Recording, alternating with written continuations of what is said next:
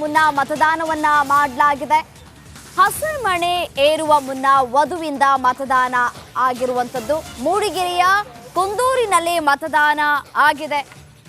ಮದುವೆ ಮಂಟಪಕ್ಕೆ ಹೋಗುವ ಮುನ್ನ ಮತದಾನವನ್ನ ಮಾಡಲಾಗಿದೆ. ಮತದಾನ ಮಾಡೋದು ನಮ್ಮ ಹಕ್ಕು. ಈ ಹಿನ್ನೆಲೆಯಲ್ಲಿ ಮೂಡಿಗೆರೆಯ ಕುಂದೂರಿನಲ್ಲಿ ಮದುವೆ ಆಗೋದಕ್ಕೂ ಮುಂಚೆ ಮದುವೆ ಮಂಟಪಕ್ಕೆ ಹೋಗೋದಕ್ಕೂ ಮುಂಚೆ ಮತದಾನವನ್ನ ಮಾಡಿದ್ದಾರೆ ವಧು. ದೃಶ್ಯದಲ್ಲೂ ಕೂಡ ಗಮನಿಸ್ತಾ ಇದ್ದೀರಿ. ಮತದಾನ ಮಾಡೋದು ಹೇಗೆ ನಮ್ಮೆಲ್ಲರ ಹಕ್ಕು, ಅದೇ ರೀತಿಯಾಗಿ ಅವರು ವಧು ತಮ್ಮ ಹಕ್ಕನ್ನ ಚಲಾಯಿಸಿದ್ದಾರೆ.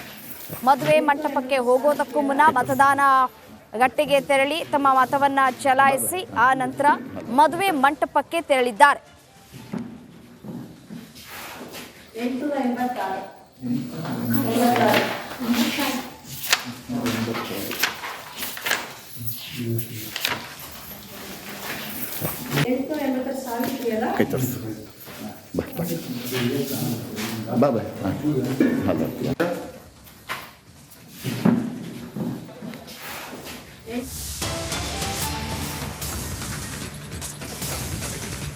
ಮತದಾನದ ವೇಳೆ ಪೆಂಡಾಲ್ ವಿಚಾರಕ್ಕೆ ಗಲಾಟೆ ನಡೆದು ಹೋಗಿದೆ. ಕಾಂಗ್ರೆಸ್ಗೆ ಪೆಂಡಾಲ್ ವ್ಯವಸ್ಥೆಯನ್ನ ಮಾಡಿಕೊಡ್ಲಾಗಿದೆಯಂತೆ. ಹೀಗಾಗಿ ಬಿಜೆಪಿಯವರು ಆಕ್ಷೇಪ ವ್ಯಕ್ತಪಡಿಸ್ತಾ ಇದ್ದಾರೆ. ನಮ್ಗೆ ಯಾಕಿಲ್ಲ ಪೆಂಡಾಲ್ ವ್ಯವಸ್ಥೆ ಅಂತ ಹೇಳಿ ಬಿಜೆಪಿಗರು ಪ್ರಶ್ನೆ ಮಾಡ್ತಿದ್ದಾರೆ. ಸಾಮಾನ್ಯವಾಗಿ ಮತಗಟ್ಟೆ ಬಳಿಯಲ್ಲಿ ಆಯಾ ಪಕ್ಷಗಳ ಏಜೆಂಟ್ಗಳಿಗೆ ಕೂಡ್ಲಿಕ್ಕೆ ವ್ಯವಸ್ಥೆಯನ್ನ ಮಾಡಿಕೊಡ್ಲಾಗುತ್ತೆ.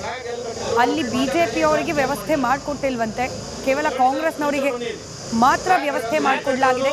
ಅಧಿಕಾರ ದುರುಪಯೋಗ ಮಾಡ್ಕೊಳ್ತಿದ್ದಾರೆ ಕಾಂಗ್ರೆಸ್ನವರು ಅಂತ ಹೇಳಿ ಬಿಜೆಪಿಗರು ಆಕ್ರೋಶವನ್ನ ವ್ಯಕ್ತಪಡಿಸ್ತಾ ಇದ್ದಾರೆ.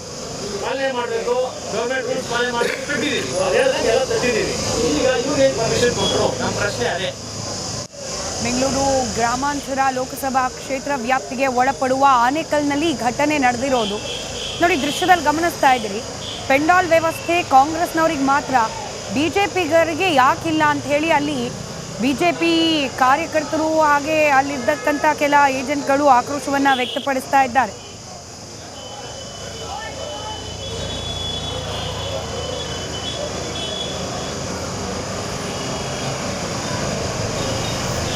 ಎಲ್ಲ ಪೆಂಡಲ್ ಬಿಜೆಪಿ ನೈಟ್ ಹಾಕೋದು ನಮಗೆ ಪರ್ಮಿಷನ್ ಕೊಟ್ಟಿಲ್ಲ. ಈಗ ನೈಟ್ ಎಲ್ಲ ಕಂಪ್ಲೀಟ್ ಆನೇಕಲ್ ಕಾಂಗ್ರೆಸ್. ಆನೇಕಲ್ನಲ್ಲಿ ಮತದಾನದ ವೇಳೆ ಪೆಂಡಾಲ್ ಗಲಾಟೆ ನಡೆದು ಹೋಗಿದೆ. ಕಾಂಗ್ರೆಸ್ನವರಿಗೆ ಮಾತ್ರ ಪೆಂಡಾಲ್ ವ್ಯವಸ್ಥೆಯನ್ನ ಮಾಡಿಕೊಡ್ಲಾಗಿದೆ, ಬಿಜೆಪಿಯವರಿಗೆ ಇಲ್ಲ ಅನ್ನೋದು ಆಕ್ಷೇಪ.